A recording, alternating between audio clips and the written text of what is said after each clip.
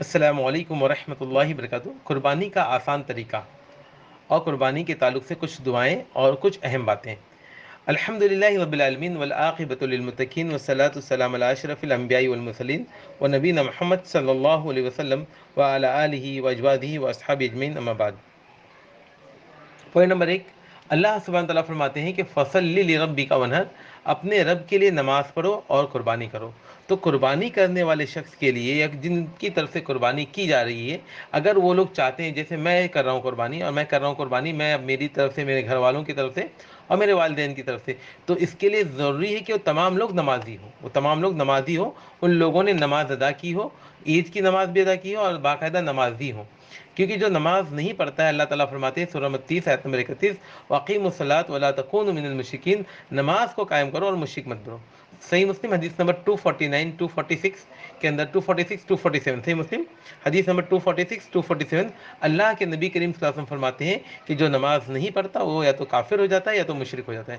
تو نہ اللہ تعالیٰ کافر کی نہ مشرک کی کوئی عبادت کو قبول فرماتا ہے، اس بات کو یاد رکھیے۔ تو نماز کا پڑھنا یہ شرط ہے، نماز کا پڑھنا قربانی کے لیے شرط ہے، اس لیے اللہ تعالیٰ نے پہلے نماز کو رکھا ہے پھر قربانی۔ اللہ تعالیٰ فرماتے ہیں فَصَلِّ لِرَبِّكَ وَانْحَرْ، تم اللہ کے لیے نماز کو ادا کرو اور اللہ کے لیے قربانی کرو۔ سورہ نمبر 6 آیت نمبر 162، اللہ تعالیٰ فرماتے ہیں کہ اے پیارے حبیب، اے نبی کریم صلی اللہ علیہ وسلم، آپ فرما دیجیے، کیا فرما دیجیے، ان صلاتی و نسکی و محیای و مماتی للہ رب العالمین، کہ میری نماز، پہلے نمبر پہ کیا کہا اللہ تعالیٰ نے، میری نماز و نسکی میری قربانی و محیای میری زندگی و مماتی میری موت للہ رب العالمین، اللہ کے لیے۔ کیا بات معلوم پڑی؟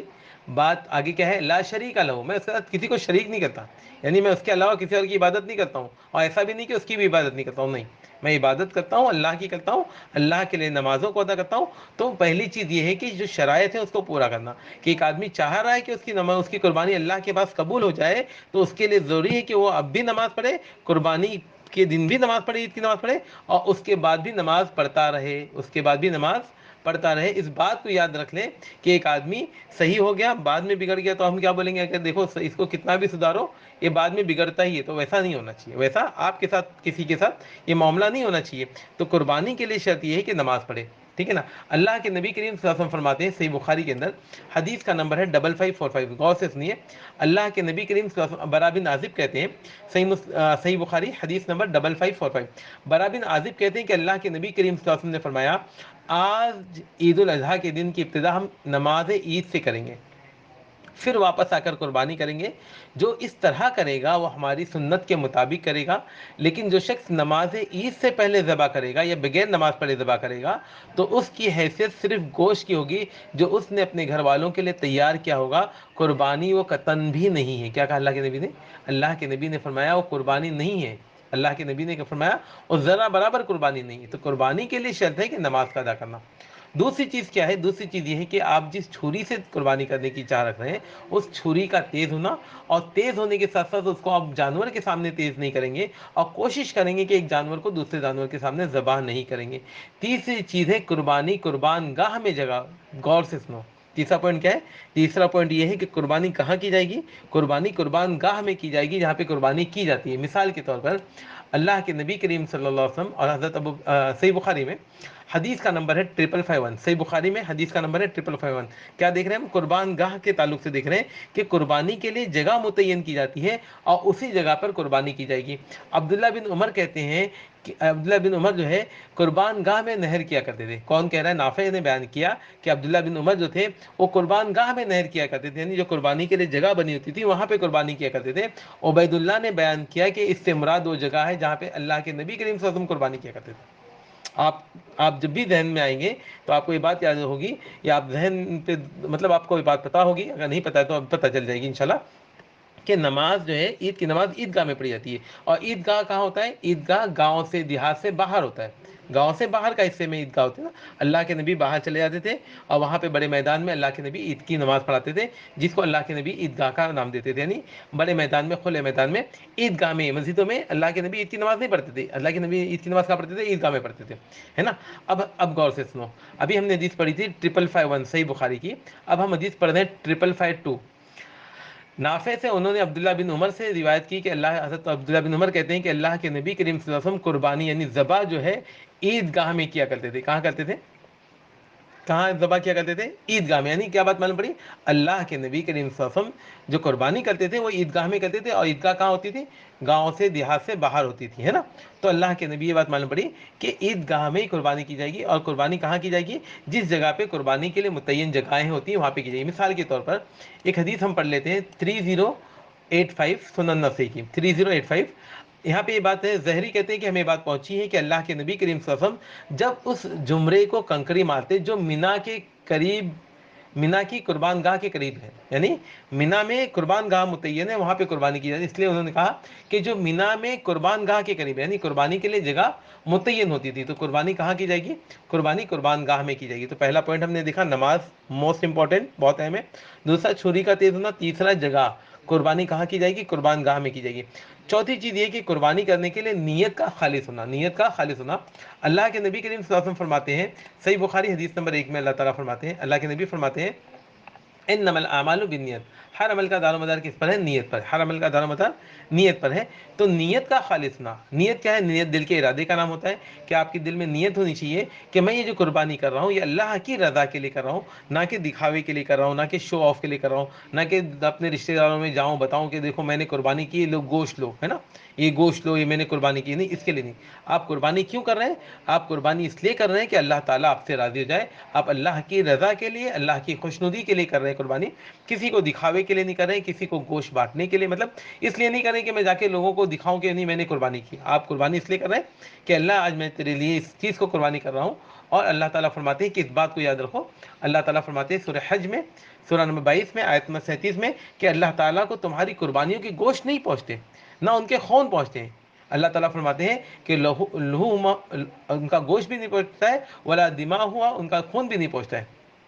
لیکن جو اللہ تعالیٰ کو پہنچتا ہے التقویٰ منکم، جو تقویٰ تمہارے دلوں میں ہوتا ہے، جو تم اللہ کی رضا کے لیے کام کر رہے ہوتے ہو، وہ اللہ کو پہنچتا ہے. تو کیا بات معلوم پڑی؟ بات یہ معلوم پڑی کہ ہمارا گوشت، ہمارے جانوروں کے خون اللہ کو نہیں پہنچنے والے. اللہ کو وہ چیز پہنچنے والی جو تمہارے دل میں ہے. تو جو دل میں ہے وہ کیا ہونی چاہیے؟ خالص اللہ کے لیے ہونی چاہیے. اس بات کو یاد رکھیے کہ جب بھی آپ کوئی بھی عمل کرتے ہیں، کوئی بھی عمل کرتے ہیں، اس میں دو شرط ہونی چاہیے قابل قبول ہونے کے لیے. پہلی شرط یہ ہونی چاہیے کہ نیت کا خالص ہونا، اللہ کے لیے ہونا. اور دوسرا نبی کا طریقہ ہونا.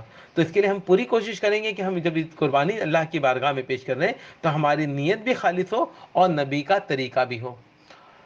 اس کے بعد والا جو پوائنٹ ہمارا، وہ پوائنٹ یہ ہے کہ قربانی کرتے وقت کیا دعا پڑھیں گے. تو آسان دعا یہ ہے کہ اللہ کے نبی کریم صلی اللہ علیہ وسلم، جیسے میں حدیث پڑھ دیتا ہوں صحیح بخاری کی. حدیث کا نمبر ہے 558 نہیں، صحیح بخاری حدیث کا نمبر ہے 555 یعنی 555. حضرت انس بیان کرتے ہیں کہ اللہ کے نبی کریم صلی اللہ علیہ وسلم نے 2 مینڈھوں کی قربانی کی. میں نے دیکھا کہ اللہ کے نبی نے اپنے پاؤں جانور کے اوپر رکھے، یعنی گردن پہ رکھے، اور پھر بسم اللہ واللہ اکبر پڑھ کر اللہ کے نبی نے ان کو ذبح کر دیا. کیا بات مان پڑی؟ ایک دم آسان طریقہ، کوئی مشکل چیز نہیں. آپ کیا کرو گے؟ آپ کے دل میں صرف ارادہ ہونا چاہیے کہ قربانی کس کی طرف سے کر رہے ہو. آپ اپنی طرف سے کر رہے ہو، یعنی آپ کیا، اگر آپ کے دل میں یہ ہے کہ میں میری طرف سے قربانی، تو آپ کی طرف سے ہوگی. اگر آپ کے دل میں ارادہ یہ ہے کہ میری طرف سے ہے، میرے گھر والوں کی طرف سے ہے، تو آپ کی اور آپ کے گھر والوں کی طرف سے قربانی ہو جائے گی. اگر آپ کے دل میں ارادہ یہ ہے کہ میری طرف سے ہے، میرے گھر والوں کی طرف سے، میرے والدین کی طرف سے، تو آپ کے والدین کی طرف سے بھی جائے گی. اس بات کو ضروری نہیں کہ آپ بتائیں کہ سب کو آگے، نہیں میں نے تمہاری طرف سے کیا، امی کی طرف سے کیا. مثال کے طور پہ اللہ کے نبی کریم صلی اللہ علیہ وسلم نے، اللہ کے نبی کریم صلی اللہ علیہ وسلم نے جب قربانی کی تھی، تو اللہ کے نبی نے قربانی کی، تو اس تعلق سے یہ ہے صحیح بخاری میں حدیث کا نمبر ہے 1709. کسی آدمی کا اپنی بیویوں کی طرف سے ان کی اجازت کے بغیر قربانی کرنا. یعنی ایک آدمی کسی کی بھی طرف سے قربانی کر سکتا ہے، اور ضروری نہیں کہ ان کو بتائے. کسی کی طرف سے مطلب اپنی طرف سے، اپنے گھر والوں کی طرف سے، یا اپنے والدین کی طرف سے، تو ان کو بتانا ضروری نہیں ہے. آپ ان کی طرف سے قربانی کر سکتے ہیں، اپنے اہل و عیال کی طرف سے قربانی کر سکتے ہیں. پڑوسی کے گھر والوں کی طرف سے کر سکتے ہیں کیا؟ نہیں کر سکتے. پڑوسی کے گھر والوں کی طرف سے نہیں کر سکتے. ایک بھائی ہے جو الگ الگ رہتا ہے، ایک بھائی جو الگ رہتا ہے، تو الگ الگ بھائیوں کی طرف سے کر سکتے نہیں. جن کا چولہا ایک ہو ان کی طرف سے کی جا سکتی ہے. اور والدین کے لیے ایکسیپشن کیس ہے، والدین آپ کے ساتھ رہتے ہوں تو بھی آپ ان کی طرف سے کر سکتے ہیں، اگر آپ کے ساتھ نہیں رہتے ہیں تو بھی ان کی طرف سے کر سکتے ہیں. اس تعلق سے اگر کسی کو کوئی ڈیٹیل چاہیے ہوگی تو 8446559981 8446559981. ٹھیک ہے، تو آپ کو کیا کرنا ہے؟ بسم اللہ اللہ اکبر بول کے ذبح کر دینا ہے. اسی طریقے سے کچھ اور باتیں سمجھ لیتے ہیں. پہلی چیز یہ ہے کہ جب آپ قربانی کر رہے ہوں تو آپ کیا کہیں گے؟ سمپل سی چیزیں آپ بسم اللہ اللہ اکبر بول کر قربانی کر دیں گے، بسم اللہ اللہ اکبر بول کے قربانی کر دیں گے۔ دوسری چیز یہ کہ اگر آپ چاہیں تو اس کو تھوڑا سا اور بڑھا کر بھی بول سکتے ہیں۔ دوسرا طریقہ کیا ہے؟ بسم اللہ اللہم تقبل منی ومن اہل بیتی، کیا کہیں گے؟ اے اللہ، اے اللہ میں تیرے نام سے شروع کرتا ہوں، اے اللہ تو میرا، اللہم تقبل منی ومن اہل بیتی، اے اللہ میری طرف سے اور میرے گھر والوں کی طرف سے قبول فرما۔ اسی طریقے سے اگر آپ کسی اور کی طرف سے کر رہے ہیں تو کیا کہیں گے؟ اے اللہ ان کی طرف سے، آپ کو سمپل سا ہے، اس کو دل میں ارادہ کرنا ہے اور ذبح کر دینا ہے نا۔ اور اسی طریقے سے تیسرا ایک طریقہ ہے جو سنن ابو داؤد کے اندر ہے۔ سنن ابو داؤد میں یہ ہے کہ اللہ کے، سنن ابو داؤد حدیث نمبر 2795 اللہ کے نبی کریم صلی اللہ علیہ وسلم، مطلب اس دعا، یہ دعا بھی ثابت ہے کہ آپ قربانی کرنے سے پہلے کیا پڑھیں گے؟ انی وجہت وجہ للذی فطر السماوات والارض علی ملت ابراہیم حنیفا وما انا من المشرکین ان صلاتی ونسکی ومحیای ومماتی للہ رب العالمین لا شریک لہ وبذلک امرت وانا من المسلمین۔ یہ کہنے کے بعد پھر آپ کہیں گے بسم اللہ اللہ اکبر، بسم اللہ اللہ اکبر، یا پھر کہیں بسم اللہ اللہم تقبل منی ومن اہل بیتی، اور پھر بسم اللہ اللہ اکبر بول کے ذبح کر دیں گے، ہے نا۔ اس طریقے سے آپ قربانی کر سکتے ہیں۔ اللہ آپ کی، میرے، ہم سب کے علم میں اضافہ